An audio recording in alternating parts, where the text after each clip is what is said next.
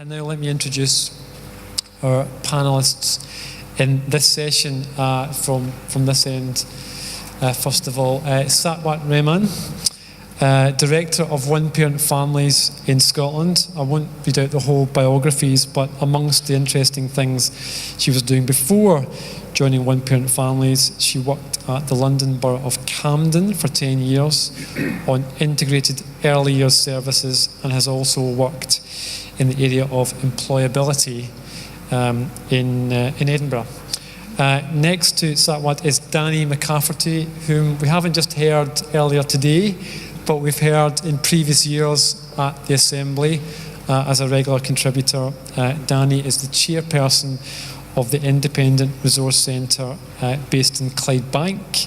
He has been a community and trade union activist for over 40 years and also has a background previously in education and childcare. Next to Danny is Chris Goulden. Chris is a colleague of mine. He manages the poverty team at the Joseph Rowntree Foundation. Many of you will know a bit about what GRF does.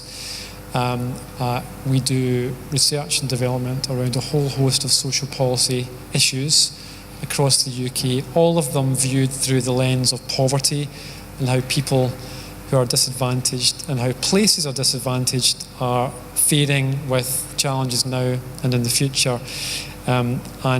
Chris specialises in, as well as poverty, the team he leads, welfare and employment issues, and has worked in the past as well on drugs and alcohol policy for the UK government. And then finally, I think welcoming for the first time to this Assembly, the Reverend Sally Foster-Fulton. You may have seen Sally popping up quite regularly of late in print and also on TV to debate lots of issues around the church now and in the future, the relevance and work of faith groups in Scotland and beyond. She's convener of the Church of Scotland's Church and Society Council and is also Associate Minister at Dunblane Cathedral, and as well as being a skilled commentator and communicator in the work she does, she's also a very talented writer and has written for various publications over the years.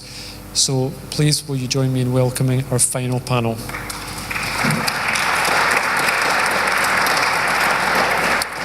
So what I'd like to do before we come to the burning issues on your minds, we've asked our panellists to give a really brief opening statement. They've been listening to some of the issues raised in the workshops we've just had, and will have been thinking before they came today about the key issues they want to share with you. I'm going to come to Chris first, as the man specialising in research, evidence and evaluation in lots of different areas, and ask Chris to outline what he thinks is one of the key challenges we should be facing up to. Chris, the floor is yours. And just to say, as I did before, if you can put the microphone as close as is comfortable to you, thank you. Yeah, okay. Thanks, Jim. Well, this will be full of plugs, or as I like to call it, evidence. So what do we know from our evidence about what the problem isn't? We know that it isn't to do with intergenerational cultures of worklessness. We've done some research that's been referred to at this conference already, I think, where the researchers went out and they tried to find 3 generations of people who had never worked in Scotland and in the northeast, and they couldn't. And when you look at the data, there's tens of thousands of families where there's 2 generations who have never worked. That's compared to 6.5 million people in the country that want full-time work. So the scale of the problem of general unemployment is much, much more vast than this issue about intergenerational worklessness. The other thing that it's not is that people are happier on benefits than being in work. All our research with people who are unemployed comes out with the finding that they have a very strong work ethic and they want to instill that in their children. This idea that there is a problem with the work ethic in the UK is just not backed up by the evidence. The other thing that it's not is poverty is not to do with drugs and alcohol addiction. When you look at the figures for the number of children with a parent who has a problem with drugs or alcohol, it's around 5%. Even if all those people were in poverty, which is obviously not the case, that would still be a fraction of the total number of people in poverty. So this idea that drugs and alcohol are a major driver of poverty is also not backed up by the evidence at all. So if those things aren't the major challenges facing us, what is? And I think it comes down to one word, it's a very broad word, and that is markets. So the labour market doesn't provide enough jobs and enough good jobs. The housing market does not provide enough houses, and the housing is too expensive. The childcare market doesn't provide enough affordable, good quality childcare. And you could go on, food, energy, all the basics of life. The mainstream markets aren't providing a decent service for people on low incomes. That, I think, is the biggest challenge. Thank you, Chris. I'm looking forward to hear what people think we should do about markets that fail. Okay, can I come to Sally next, just to reflect on maybe one of your top priorities? Looking out into this group of people who are so amazingly dedicated to the eradication of poverty in Scotland and further afield, my grandmother would probably have said I'm about to speak to the choir. But choirs have been known to have a great deal more volume when they sing together. So all evidence in the room to the contrary. I've come to the conclusion that one of the key issues that we have got to face head on in this battle against poverty is apathy. Apathy in wider society to the plight of those in poverty. And by apathy, I don't mean the absence of feeling anything. I mean apathy that is a numbness that kind of overcomes when the situation becomes so huge. That kind of apathy convinces us that there is nothing we can do about this, that this is far too complex for us, and that if we have enough, then it would be wise to stay quietly in our little bubble. Because if we make a noise, somebody may just burst our protective cocoon, and we cannot risk that.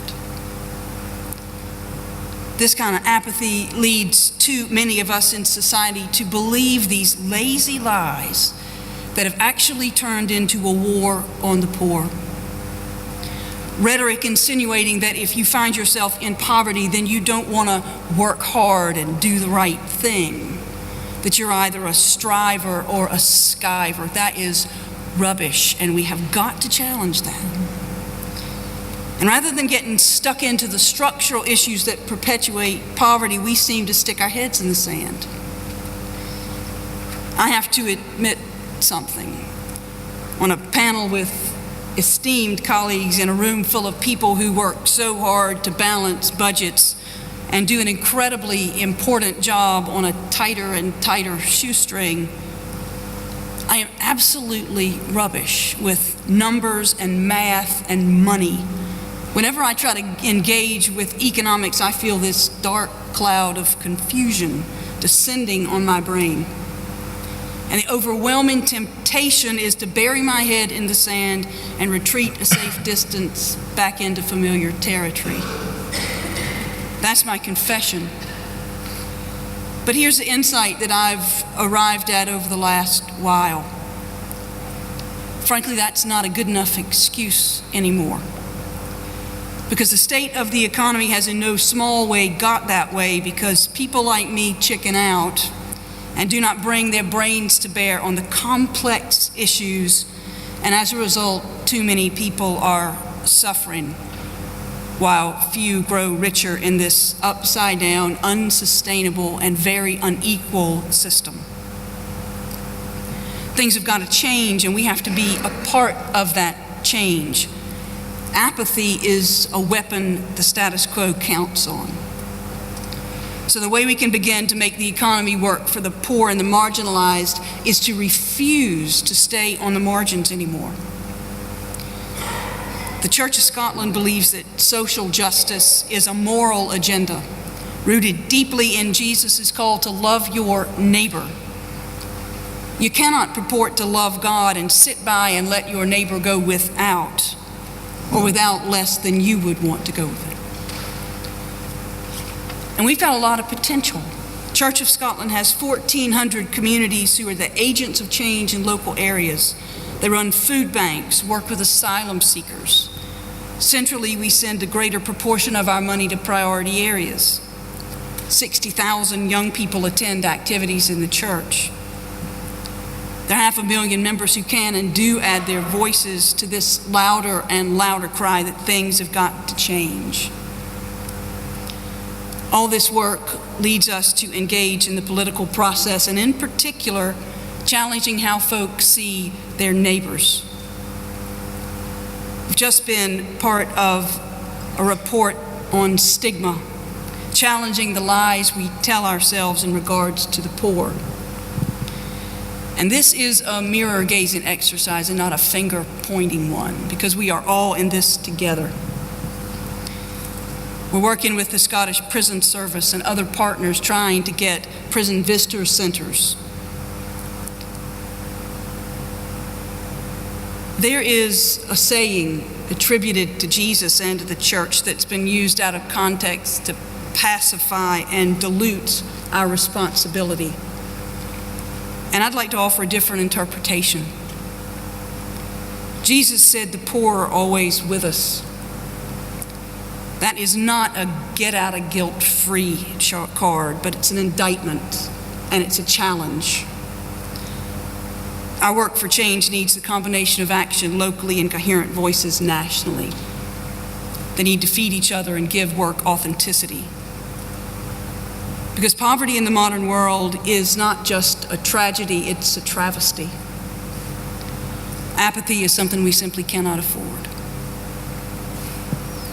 Thank you very much indeed, Sally, for those really thoughtful reflections. I'm going to come to Satwat next, if I may. I mean, you were in the session on welfare right before this, so you may want to reflect on what you heard there or from your wider work. But probably a bit of both. Thank you. I think the session that I was in just before this one, which looked at what sort of principles would drive a fairer welfare state and a welfare system, sort of touched on every single debate that I've heard taking place here during the course of the 2 days. We talked about stigma, we talked about resentment, we talked about universal services versus targeted, or both. We talked about myths, income levels, systems, and how you bring about the systemic change that we need to do. How you challenge the ideology that's driving the changes that we're all witnessing at the moment. And how you get to the power brokers, how you begin to change the mindsets of people. Because there was a feeling that the misinformation that there is out there and that's being fed from the top down is what's creating the hardening of attitudes that we're experiencing against those who are unfortunate enough not to be able to work and have to receive benefits. So actually for me the key challenge is the fact that we're in a situation where if things carry on the way they are, we're going to see increasing inequality. We're not going to see inequality reduce, but it's going to start increasing. And that made me think about the fact that the generation, my children and my children's children, are going to be the first generations who are going to be worse off than I am. Do you know? And that's not the sort of country or the sort of world I want to, that's not the legacy I want to leave. And that's not the legacy that I know many of you in the room won't want to leave as well. Because the other thing with that that's a challenge is that reduction of resource, whatever it is there, is not going to be evenly distributed. You're still going to see a greater concentration of wealth and privilege in the hands of the few. So there's going to be a disproportionate impact on me, my family, you, your families, many of the people we work with, many of the people who work with us. And that to me is, I think, the challenge, is how do we turn that tide? What do we need to do to make the difference? And that's what I'm hoping we'll have a chance to talk about later on today. Thank you very much. And another good reminder that our focus can't just be upon poverty, but on wider inequalities and some troubling questions thrown up by how we treat wealth and affluence in society, which isn't just a challenge for the southeast of England, but one for our own well-off people in Scotland as well. So, Danny, last word to you in the opening session. I think the biggest challenge is challenging ourselves. Right? People in this room, because we'll have a diversity of opinions, and that diversity of opinions is what actually ultimately perpetuates poverty, because we're not united, and we're not united in terms of a common vision about how to end it. So the biggest challenge to me is challenging ourselves to get out of our mindsets and to start thinking creatively and differently.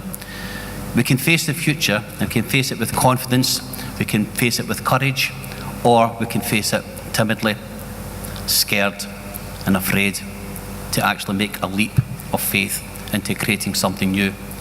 We can actually preach anti-poverty and then wrap ourselves in the policies and wrap ourselves around the structures which perpetuate it, or we can rip those structures down and those policies down. We can't have both.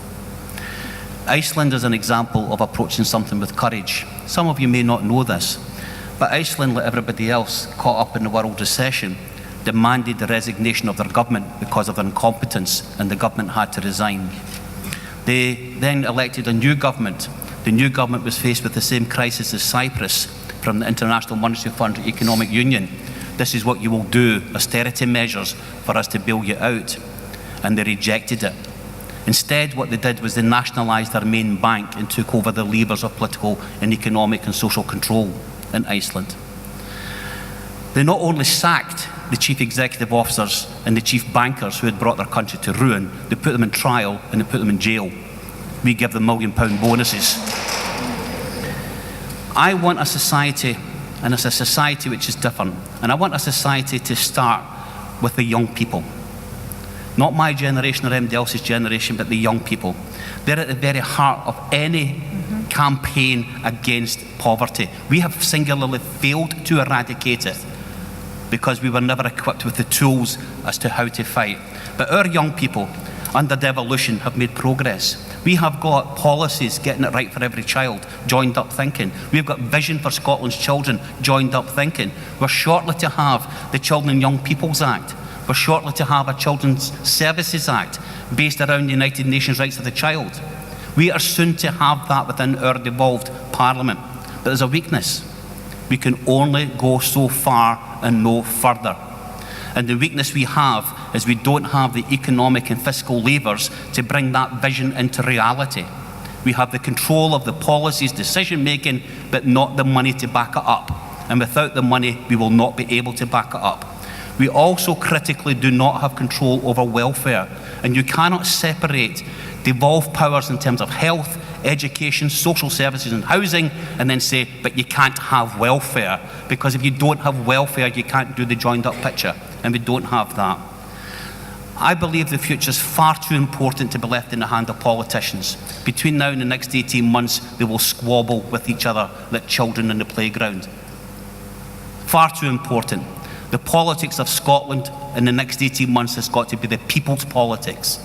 We have got to, somebody said this morning in terms of the single parents talking in the forum, talk to us in language that we understand. And that's what we have to do if we want to get the anti-poverty message across. Make it relevant to people. And change doesn't start by trying to change everybody else. It only starts by changing yourself. And if you're not committed to change, nothing will change. So we've got a choice. It's a big challenge. Do we go into the next 18 months and do we take an attitude, everything is uncertain, and because we don't have the finite detail of every single thing, are we afraid of uncertainty? There's nothing certain in this world. I have to laugh when I hear somebody saying, you can't have independence because you can't give me the detail. And that's coming from a Chancellor of the Exchequer with all the resources of UK Westminster Treasury, who couldn't see a world recession coming and couldn't see the fraud happening under his nose in the banking system. He talks to us about uncertainty, and he could not see this coming with all the resources at his disposal. So don't give me that argument about uncertainty.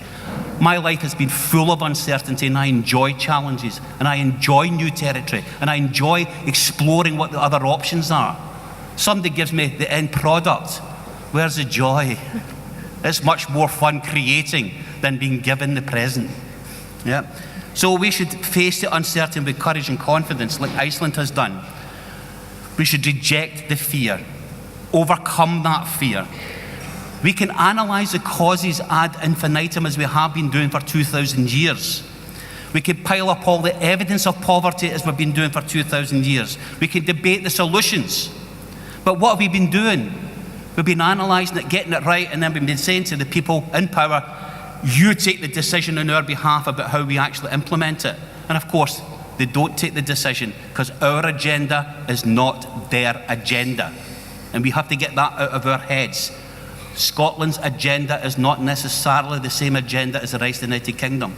Somebody said to me, we don't want to break up from our neighbours down south. Sorry, I don't break up from my neighbours. I live next door to my neighbours, but I don't live in their bloody house. Right? I live in my own house, that's why they're neighbours. Right? I also don't walk next door to my neighbour and say, by the way, there's my wages, going to tell me how to spend it. I want to spend my money, my way, my family, my house. And if it's good enough for me to do that as an individual, it's good enough for us to do that as a country and still have friendly, neighbourly relationships. It's not a divorce. It's the kids moving out of the house into their own flat. So if we want to really change things, last thing, Jim, if we really want to take those decisions, we've got a simple solution. I am absolutely, totally in favour of a social revolution. And a social revolution which consists peacefully of putting an X on a ballot paper and saying yes. And see, when I do that, I won't just be thinking of Scotland. I'll be putting an X on a ballot paper saying yes and bringing about social revolution. And I'll be saying, see, well, I'm getting the luxury of putting an X. There are people in Syria dying for exactly the same luxury who would give their eye teeth to be able to do it through a ballot box. Danny.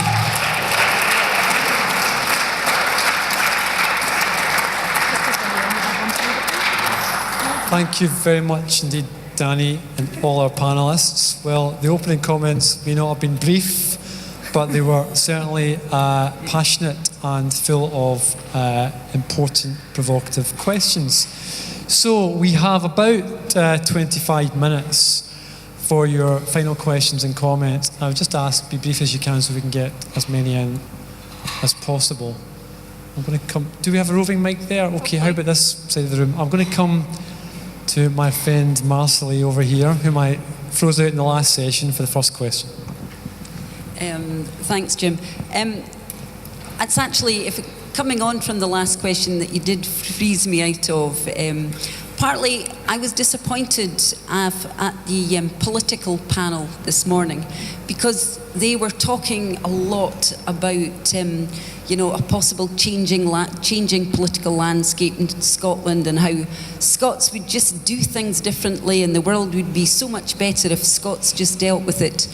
But actually, I thought what I was wanting to say at the end was nobody has given any practical suggestions as to how that can possibly be achieved other than reducing the pay of senior civil servants. Now, okay, I'm not saying there's a problem with reducing the pay of senior civil servants, but I do think we need a bit more practical steps. So I guess what the panel today has done is talk about the need for us all to change and the need for us all to accept the challenge. But so I guess my question for each of you is going to be, what practical steps can we as a society take to actually start tackling poverty and inequality in Scotland? I should just add to that, I heard some practical ideas, maybe not from the politicians, but maybe from people like Jerry, who are arguing for a solidarity tax with extra council tax bands and things like that. I just didn't hear any politicians willing to take up that particular challenge. Gentleman over here, the microphone's coming your way. Can I ask Edem Lewis, can I ask, first of all, Sally Ann Foster said about apathy. the apathy among the population is because the people, say the government acts in two ways. In the past, remember the Fresh Talent Initiative in 2004? Because Glasgow has a declining population. Since then we had immigrants coming over since 2004. Remember that? Now UK government saying there's too much immigration coming, so we have to reduce the number of immigration. So that's one thing. And the second thing on this is that the businesses are saying we are not spending enough in the shops and businesses. Remember that a few years ago? Now they're saying, government is saying we spend too much and we consume too much. So that's why this apathy. The people out there don't know which side that people want to do. You either do this or do that. You can't do both. So that's why there's apathy. Just go to this one over here.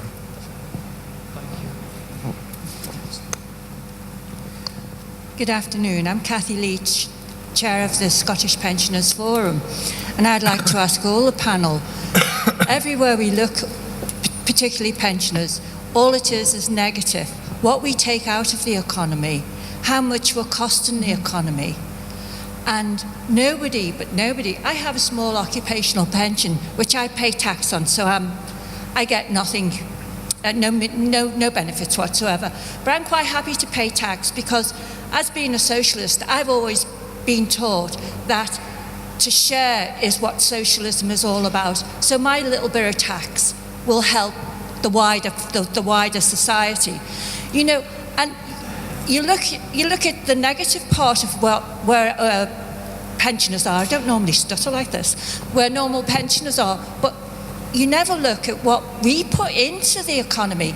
If you look at the amount of childcare done here in Scotland, it's over 50% unpaid, because that's what we do for our children. And we look around and we look at the unemployment, we look at the poverty. I never thought I would get to this age and I would look at because as a socialist I've fought all my days, both here from 84 and before that down in Merseyside, and I look, what are we leaving our children? What are we leaving them? Certainly in the 60s, I could walk in and out of jobs. The kids here are queuing up for jobs, and what are they getting? You talk about benefits. Most of the people in work are getting benefits because the government are subsidising low-pay people who are employing the kids for pennies, and we're putting pounds in, and they're talking about scroungers on the benefits. I think we should all have a look at where the money is really going. Thank you, Cathy.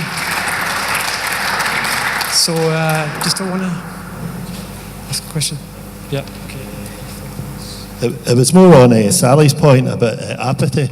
I wish it was just apathy, Sally. No, it's went far beyond that to contempt and demonisation, vilification of unemployed people, pensioners, the whole shebang. The working poor, which I've not been getting mentioned too much. I noticed you mentioned them there. And how do we tackle that? That's the main thing, and it's not just from the right wing. People are reading the right wing press, but I walk down the street and I have people that are actually on benefits telling me that they're skivers and scroungers and that. And you go, how do you tackle that? You need to tackle it at a grassroots level. Somebody said earlier on, or Danny says, we need to change ourselves. So how do we go about that? That's what I'm asking. Okay, I'm sure there'll be time for a couple of other questions. I just want to recap because there's lots in those comments. So the call for more tangible evidence that this policy-making culture in Scotland is not just in how it declares itself to be anti-poverty, but actually taking steps, prioritising, even now within existing powers, before we get more powers in the future. So where's the evidence of tangible things that are being done or could be done, perhaps even before we get to the referendum? And then we had really interesting set of points about mixed messages. We're told we need more migrants and now less. We're told to shop less, now to shop more, and so it goes on. So maybe one of the reasons why people are maybe cynical about some of the messages they get from politics are to do with that. We've also heard about the point about really picking up Satwat's point, I think, from Cathy, what kind of legacy are we leaving? How come it turned out this way when maybe 40 years ago it looked like we were making progress in this country? And I suppose we should say to all these points, including picking up Charlie's there about language of resentment and so on, and vilification. I think everyone would agree here there's nothing inevitable about the state we're in. We haven't always been facing these levels of poverty and inequality, so things can change. But I think, just final point that Charlie makes about people's attitudes, we shouldn't leave here thinking that Scottish public opinion as a whole is necessarily in tune with the views that are coming from this assembly. If that were the case, our task would be different. But actually, if you look at public attitude opinion surveys, then as things stand, quite a lot of people in Scotland think the welfare reforms are quite a good thing. Maybe not as high as in the southeast of England, but there's majority opinion in favour of what's passing for welfare reforms at the moment. That may change when people see the reality of bedroom tax and what's happening with worker capability assessment. But just as a kind of, to make sure we don't let ourselves think that we are necessarily in tune with wider public opinion, I think a lot is still there to play for, and a lot of hard work needs to be done. But anyway, enough from me. Can we come to our panellists in maybe in reverse order this time? So starting with Danny, to pick up maybe one of those points that we've heard from the audience. There's certain things we can actually do just now. I mean, I don't agree with this philosophy, everything goes on pause just because there's an independence referendum. I mean, to me, that's actually insanity, because health, education, social services, social justice, if independence is not about those things, what are they about? So they shouldn't be in pause, they should be highlighted, and we should be actually pushing that forward in terms of greater debate. The big factor to me is we would have a written constitution. Which country in the world has got the luxury in the modern times to have a written constitution, and number one constitutional aim is we will eradicate poverty in Scotland and make it a constitutional matter which obligatory under law to fulfil it and to carry it out. A second one would be how we're going to finance that. We've got down the road, we've got Trident. I don't know much, many of you know this, but Trident costs us £163 million a year in Scotland alone. If we stay with the UK, we're going to have a situation of £100 billion spent on renewal. Now, £100 billion, folks, just let me quote it, is 100,000,000,000,000,000, right? And we would get 10% of that. Think we could spend £10 billion on in Scotland? I could think a lot of things we could spend £10 billion on. So there's that kind of things. But the Constitution will set out citizenship rights, roles, responsibilities, philosophy, aims, values, and will be unchallengeable because it's a written Constitution. Our problem with the UK is there's no written Constitution. It's like the Groucho Marx stuff. I've got lots of principles. If you don't like that one, I'll find you another one. Thank you. Okay, I'm aware of time, so I'm going to try and be very, very brief. In terms of what was said earlier about mixed messages from politicians, well, I think we get mixed messages from politicians because they tell us what suits their story at that time. And I think one of the things we could do, which goes into with a practical suggestion, is use opportunities like what we've got today in the spaces that we should be creating between now and the 18th of September to tell our own story. Yeah, I think, and part of that to me is about something that was said in a workshop I was at yesterday, which was that if each of us went out of here and agreed, say, to stand with one other person when something happened, and we just started that ripple effect, and we need to see where that takes it. So if you see a lone parent, if you know a lone parent who's being sanctioned as a result of the reforms that are coming in, it's for a non-lone parent to go along and stand with her. You know, if you see people with a disability who's being affected or losing their benefit, it's about finding someone in a community to go and stand alongside them. And I think it's those very small steps that are going to allow us to start to create the space to tell our own story and to tell a different story to the one that the politicians are telling them. Something that came out of the workshop today was was, I think, was the research done by, was it the STUC? Or was it the TUC about attitudes to welfare and benefit levels, which showed actually people thought that people on benefit were getting too much until they were told how much they were actually getting, and then they were saying they should get more. Thank you very much. Sally, do you want to pick up on any points? I'll keep it brief as well. I think one of the things we can do is more of exactly what we're doing right now, getting together and thinking about ways that we can push these items forward and the things that are really, really important in Scotland, regardless of the outcome of the referendum. What kind of country do we want to be? What's the most important stuff? And start to talk about it now. Don't wait. Don't wait. I think it's far too important for us to sit back and say, oh, the referendum's coming, so we'll just see what happens. There are a lot of things that we need to get on with now. One of the things I would recommend as a practical thing is really pushing for a living wage.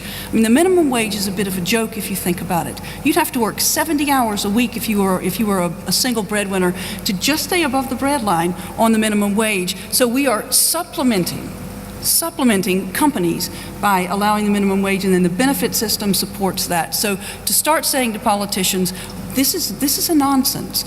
Living wage allows folk to live at a standard we would all like to. So that's one thing I would say we can do. The other thing is to keep challenging. When you hear people talk about these things, skivers and strivers and people who don't want to work, challenge it. Challenge it. You don't have to be confrontational, but you can say, I don't agree with you, here's a different perspective, and you get in a conversation. Those little steps matter. And I think the last thing, and then I'll be quiet, is believe that you can make a difference. I think far too often we think things are too big and they're beyond us, and so we sit back and we don't do anything. And that's what the status quo counts on. So, some practical thoughts around living wage and also representation, advocacy, solidarity, even on a one-to-one basis, or some of the ideas.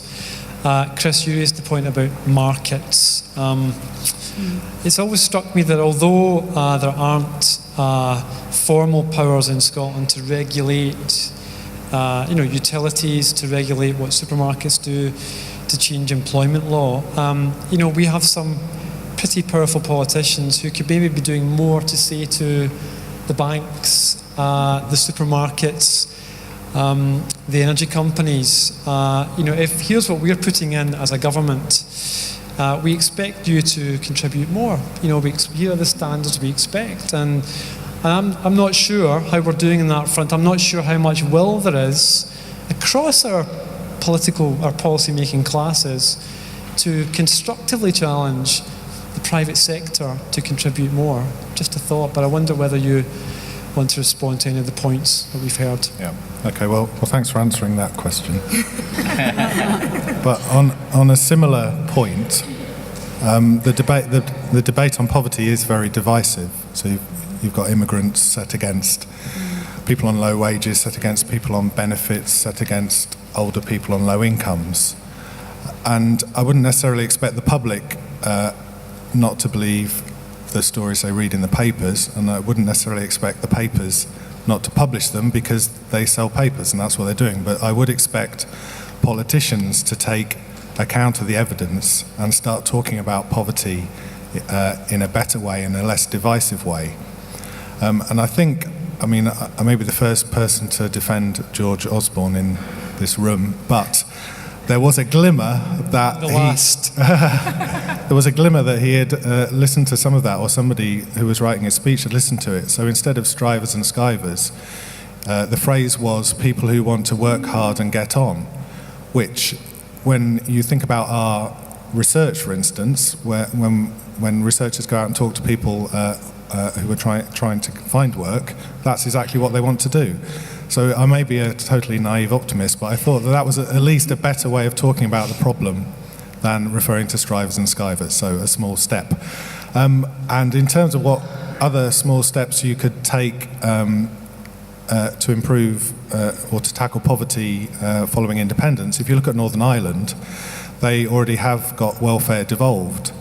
And normally they just copy what happens in the UK, but for universal credit, they're actually changing the way they implement this, so that instead of, they've looked at how many people on benefits have got access to the internet with a computer at home and realised that probably that's a bad idea to try and make online the default option.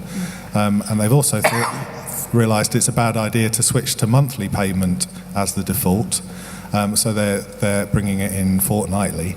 And they've also realised it's probably going to be a bad idea to pay all that monthly money to the man in the couple.